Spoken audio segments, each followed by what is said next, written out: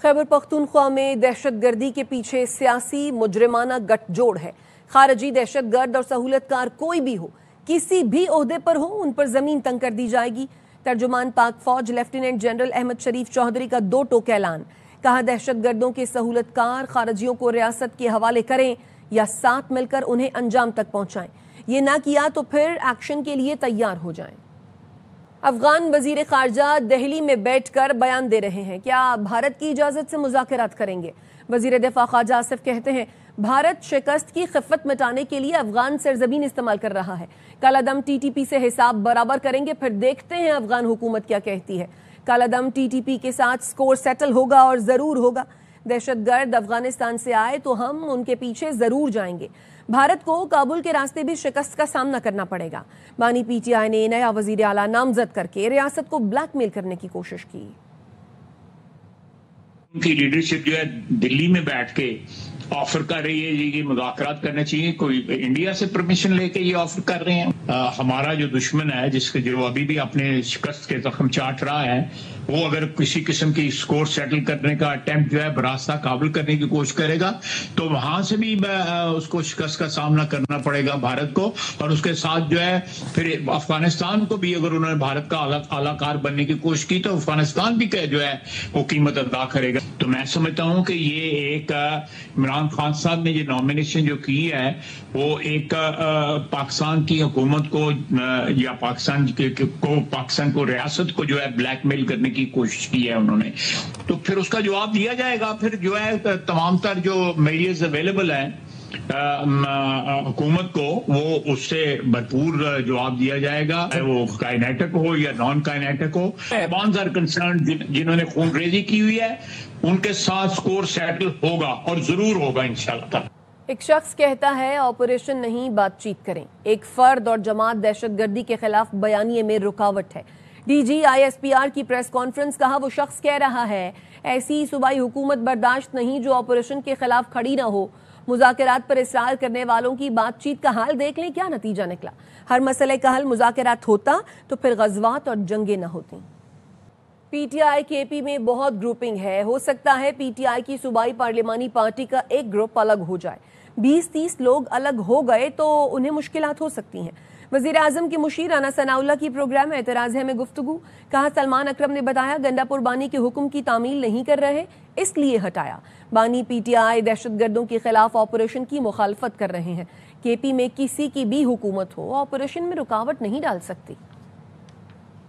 P T I کی صوبائی پارلیمانی پارٹی میں بڑی شدید گروپنگ ہے اور پچھلے 1.5 سال میں وہاں پہ جس قسم کا ایک دوسرے کو انہوں نے لتاڑا ہے تو اس میں بہت زیادہ اختلافات، اس بات کے چانسز ہیں کہ پارلیمانی پارٹی گروپنگ کا شکار ہو کے کوئی ایک گروپ جو ہے وہ علیحدہ ہو جائے، پی ٹی آئی کے لیے پھر مشکلات پیدا ہو جائیں۔ ہماری وفاقی لا انفورسنگ ایجنسیز اور مسلح افواج کارروائیاں جو ہے وہ بروئے کار لا رہی ہیں۔ خیبر پختونخوا کی صوبائی حکومت ہے، بھلے کوئی بھی ہو، وہ سہیل افریدی صاحب ہوں یا علی امین گنڈا پور صاحب ہوں، نہ وہ ان کارروائیوں میں کوئی جو ہے وہ رکاوٹ ہو سکتے ہیں۔ سلمان اکرم صاحب انہوں نے یہ وجہ بیان کرتے ہوئے کہ علی امین گنڈا پور کو کیوں ہٹایا گیا تو انہوں نے یہ فرمایا تھا کہ جی وہ وفاق کی پالیسیوں کو روکنے میں مؤثر کردار ادا نہیں کر سکے، یعنی دہشت گردوں کے خلاف جو آپریشنز ہو رہے ہیں ان آپریشنز کی بانی پی ٹی آئی جو ہے وہ مخالفت کر رہے ہیں، اور انہوں نے صوبائی حکومت کو بھی یہ کہا تھا کہ آپ ان کو روکیں یا ان کو ہونے نہ دیں، لیکن صوبائی حکومت کو اس میں کوئی عمل دخل ہی نہیں ہے۔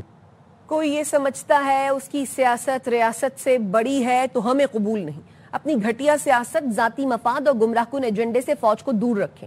جنرل فیض حمید سے متعلق سوال پر D G I S P R نے کہا پاک فوج میں خود احتسابی کا عمل بہت مربوط اور اچھا ہے، جن کا ٹرائل ہو رہا ہے وہ سابق D G I S I ہیں، اس معاملے میں انصاف کے تمام تقاضے پورے ہوں گے۔ خیبر پختونخوا میں ایسی حکومت لائی جا رہی ہے جو اینٹی اسٹیبلشمنٹ ہے یا ریاست کے خلاف ہے، ایسا نہیں ہو سکتا۔ 9 مئی افواج پاکستان نہیں قوم کا مقدمہ ہے۔ پی ٹی آئی نے خیبر پختونخوا اسمبلی کا اجلاس آج طلب کرنے کا فیصلہ کر لیا۔ رات گئے پشاور میں پی ٹی آئی کی صوبائی قیادت کے اجلاس میں فیصلہ کیا گیا کہ خیبر پختونخوا اسمبلی کا اجلاس آج سپہر 3 بجے طلب کیا جائے۔ ذرائع کے مطابق اسمبلی اجلاس طلب کرنے کا اعلامیہ جاری کیا جائے گا۔ پی ٹی آئی رہنماؤں نے اسمبلی اجلاس بلانے اور علی امین گنڈا پور کے خلاف تحریک عدم اعتماد پر مشاورت کی۔ اجلاس میں سہیل آفریدی، جنید اکبر، اسپیکر بابر سلیم سواتی، اسد قیصر اور عاطف خان شریک تھے۔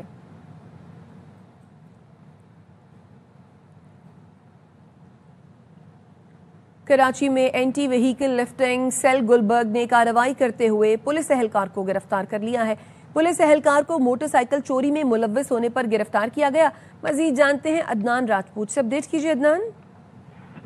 جی بالکل، A V L C Gulberg division نے کارروائی کے دوران حاضر سروس پولیس اہلکار کو موٹر سائیکل چوری میں گرفتار کیا ہے۔ حکام کا بتانا ہے ملزم سے چوری شدہ موٹر سائیکل، غیر قانونی اسلحہ اور ماسٹر کی برآمد ہوئی، جو موٹر سائیکلوں کے تالے توڑنے میں استعمال ہوتی تھی۔ حکام کا مزید بتانا ہے کہ گلشن اقبال تھانے میں تعینات گرفتار اہلکار کی شناخت وریام خان کے نام سے کی گئی ہے۔ گرفتار پولیس اہلکار کی 2 مختلف وارداتوں کی C C T V footage بھی منظر عام پر آئی، جس میں ملزم موٹر سائیکل چوری کر کے لے جاتے ہوئے بھی واضح طور پر دیکھا جا سکتا ہے۔ جبکہ مزید بتایا جا رہا ہے کہ وریام خان اس سے قبل بھی غیر قانونی اسلحے کے کیس میں گرفتار ہو چکا ہے۔ تاہم ملزم کے خلاف مقدمہ بھی درج کیا جا رہا ہے اور مزید تحقیقات بھی شروع کر دی گئی ہے۔ مزید تحقیقات شروع کر دی گئی، اپڈیٹ کر رہے تھے، شکریہ۔ اور خبر دیں آپ کو، راشد منہاس روڈ یوسف پلازا کے قریب رکشے کی ٹکر کا واقعہ رات 12 بجے پیش آئے حادثے کی C C T V footage AR1 news نے حاصل کر لی ہے۔ نذیر شاہ سے اس بارے میں مزید جانتے ہیں، اپڈیٹ کیجیے نذیر۔ دیکھیں گزشتہ رات ایک افسوسناک حادثہ پیش آیا تھا جس میں ایک خاتون شدید زخمی ہو گئی تھی، جس کی C C T V footage بھی ہم نے حاصل کی ہے، جس میں دیکھا جا سکتا ہے کہ یوسف پلازا کی جو اندرونی سڑک ہے جو اسپورٹ کمپلیکس سے گلبرگ کی جانب جاتی ہے، وہاں پر 2 خواتین تھی جو سڑک کراس کر رہی تھی، اور جیسے ہی وہ سڑک کراس کر کے پہنچنے لگی، اسی دوران ایک تیز رفتار رکشہ ہے جنہوں نے ان کو ٹکر ماری اور دونوں خواتین وہاں پر گر گئی اور رکشہ بھی دور جا کر کلابازیاں کھاتا ہوا الٹ گیا، جس کے فوری بعد ریسکیو 1122 کی ٹیم وہاں پہنچی ہے۔ انہوں نے اس خاتون کو جو تشویشناک حالت میں اسپتال منتقل کیا، اور اسپتال میں جب ان کو ابتدائی طبی امداد دی گئی تو ان کی ECG بہتر نہیں ہے، جس کے بعد ان کو فوری طور پر پھر کارڈیو اسپتال منتقل کیا گیا ہے، جہاں پر ان کو اس وقت بھی طبی امداد دی جا رہی ہے۔ اور ریسکیو 1122 کا یہی کہنا ہے کہ یہ حادثہ غفلت کے باعث پیش آیا، جس کی CCTV فوٹیج بھی سامنے آ چکی ہے۔ جی، اپڈیٹ کرنے کے لیے شکریہ نذیر۔ Welcome back. راولپنڈی کی تحصیل کہوٹہ میں غیرت کے نام پر 3 افراد کو موت کے گھاٹ اتار دیا گیا۔ ملزمان کی فائرنگ سے 2 افراد زخمی بھی ہوئے، جنہیں تشویشناک حالت میں اسپتال منتقل کیا گیا۔ ملزمان فائرنگ کے بعد فرار ہو گئے۔ پولیس نے واقعے کی تحقیقات شروع کر دی ہے۔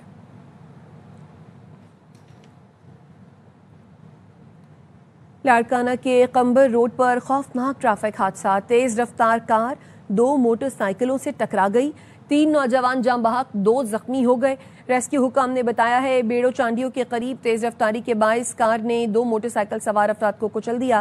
حادثے میں قمبر کے نواحی گاؤں چھجروں کے 25 سالہ ذوالفقار، 20 سالہ اویس اور قمبر سٹی کے انتظار شیخ موقع پر دم توڑ گئے، جبکہ 2 نوجوان شدید زخمی ہیں۔ زخمیوں کو ٹراما سینٹر منتقل کر دیا گیا ہے۔ اور خبر کراچی سے، جہاں را کے لیے جاسوسی کرنے والے 2 ملزمان گرفتار کر لیے گئے۔ NCCIA کے مطابق ملزمان کو حساس تنصیبات کی تصاویر اور ویڈیوز بناتے ہوئے گرفتار کیا گیا۔ ملزمان حساس تنصیبات کی معلومات سوشل میڈیا پر شیئر کر رہے تھے۔ ملزمان 20 سے 40 ہزار میں حساس مقامات کی ویڈیو اور تصاویر بیچتے تھے۔ ملزمان سے موبائل فون اور مالی لین دین کے شواہد برآمد ہوئے ہیں۔ فورینزک کے دوران مزید ثبوت حاصل کر لیے گئے۔ ملزمان غیر ملکیوں کی تفصیلات بھی بھیجتے تھے۔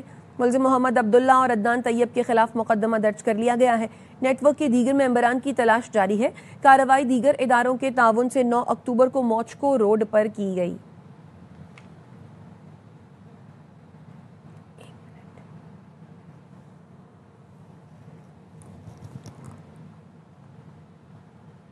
ہری پور کے تھانہ ہتار کی حدود میں منشیات فروشوں اور پولیس میں مبینہ مقابلے میں منشیات فروش مارا گیا۔ ملزم سے منشیات اور اسلحہ برآمد ہوا۔ پولیس کے مطابق ملزم کی شناخت حسیب کے نام سے ہوئی۔ ملزم کے ساتھی فرار ہو گئے۔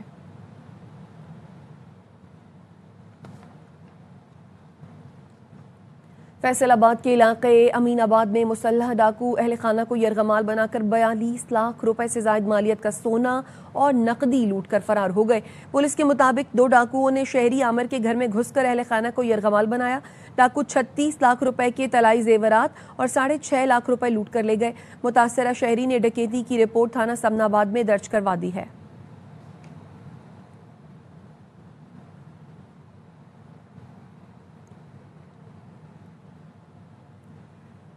ٹی ایل پی احتجاج کرنے کے بجائے فساد پھیلا رہی ہے۔ وزیر مملکت طلال چودھری کی پریس کانفرنس، کہا غزہ معاہدے پر فریقین خوش ہیں تو اس احتجاج کی وجہ کیا ہے؟ یہ جتھا کیل والے ڈنڈے اور شیشے کی گولیوں سے حملے کر رہے ہیں۔ 1 درجن سے زائد پولیس اور رینجرز کے اہلکار زخمی ہوئے۔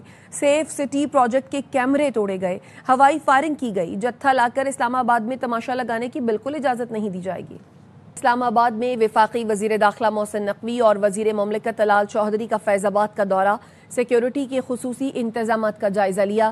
پولیس اور فیڈرل کانسٹیبلری کے جوانوں سے ملاقات کر کے ان کا حوصلہ بڑھایا۔ آئی جی اسلام آباد کو ہدایت کی ڈیوٹی پر مامور جوانوں کا ہر طرح خیال رکھا جائے، یہ پاکستان کے سپاہی ہیں۔ وزیر داخلہ نے کہا کسی جتھے کو اسلام آباد یا کسی اور شہر پر چڑھائی کی اجازت نہیں دیں گے، کسی کو قانون ہاتھ میں لینے کی اجازت نہیں۔ آئی جی اسلام آباد، پولیس چیف، کمشنر اور ڈپٹی کمشنر اسلام آباد اور متعلقہ حکام بھی دورے میں ان کے ہمراہ تھے۔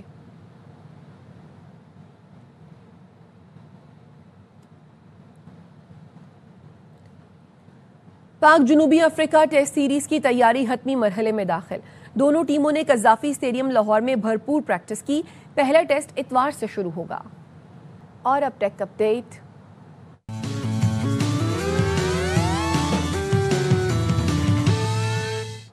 ٹیکنالوجی کمپنی مائکروسافٹ نے اپنے لاکھوں صارفین کو کمپیوٹرز کو اپڈیٹ کرنے کی ہدایت کی۔ مائکروسافٹ اب ونڈوز 10 کمپیوٹرز کو مزید سیکیورٹی، فیچر اپڈیٹس اور ٹیکنیکل سپورٹ فراہم نہیں کرے گی۔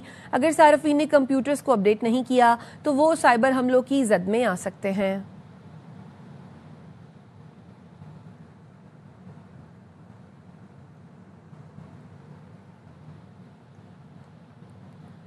آج لڑکیوں کے عالمی دن پر معروف گلوکار اور سماجی کارکن شہزاد رائے نے ویڈیو کے ذریعے دیا بڑا پیغام۔ ہماری لڑکیاں اور اچھے گھر کا لڑکا کے عنوان سے ویڈیو میں موازنہ کیا گیا اور لڑکیوں اور لڑکوں میں تفریق اور امتیاز پر سوال اٹھایا گیا، جسے سوشل میڈیا پر خوب سراہا جا رہا ہے۔ اس طرح بیٹھے میں لڑکوں کو اس طرح بیٹھنا زیب نہیں دیتا۔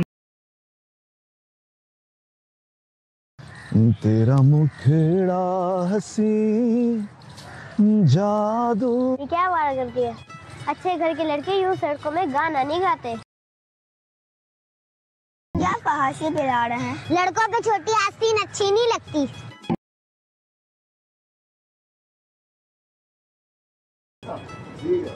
ان کو موبائل نہیں دینے چاہیے۔ جب سے ان کو موبائل دیے نا لڑکوں کے تو فوری نکل۔ A few moments later. لڑکی یہ نہیں کر سکتے، لڑکی وہ نہیں کر سکتے، لڑکے کریں تو کیا کریں پھر؟ کیسا لگا؟ برا لگا نا؟ اسی طرح ہم لڑکیوں کو بھی لگتا ہے۔ اس طرح لڑکوں کا کوئی مینول نہیں ہے، اس طرح ہمارا بھی نہیں ہے۔ چلیں اسی بات پہ happy day of the girl چاہیے۔ نہ نہ نہ نہ اچھے گھر کے لڑکے ہاتھ نہیں ملاتے ہیں۔ ارے مذاق کر رہی ہوں۔ صحیح کہہ رہی ہیں۔ جی جی۔ کراچی کا موسم تبدیل ہونا شروع ہو گیا۔ محکمہ موسمیات کے مطابق شہر کا موسم گرم اور خشک رہے گا، جبکہ دن بھر درجہ حرارت 35 ڈگری سینٹی گریڈ تک جانے کا امکان ہے۔ اس بارے میں مزید بتائیں گے عدنان راجپوت۔ محکمہ موسمیات کی جانب سے بتایا جا رہا ہے کہ کراچی شہر کا جو موسم ہے آج بھی گرم اور خشک رہے گا۔ شام کے اوقات میں سمندری ہواؤں کے چلنے کا امکان ہے، جبکہ بات کی جائے شہر کے موجودہ درجہ حرارت کی تو اس حوالے سے محکمہ موسمیات کی جانب سے بتایا جا رہا ہے کہ کراچی شہر کا موجودہ درجہ حرارت 23 ڈگری سینٹی گریڈ ہے، کم سے کم 22 ڈگری سینٹی گریڈ ریکارڈ کیا گیا ہے، جبکہ دن بھر زیادہ سے زیادہ درجہ حرارت 32 سے 34 ڈگری سینٹی گریڈ تک جانے کا امکان ہے۔ ہوا میں جو نمی کا تناسب ہے وہ 85% ہے اور کراچی شہر میں اس وقت ہوا 12 سے 15 کلومیٹر فی گھنٹے کی رفتار سے چل رہی ہے۔ مانسہرہ پر قدرت مہربان، برف باری نے جنت نظیر وادی نارانگ کے مناظر مزید دل فریب کر دیے ہیں۔ سیاحوں کی بڑی تعداد کے مزے آ گئے۔ رپورٹ کر رہے ہیں طاہر شہزاد تنولی۔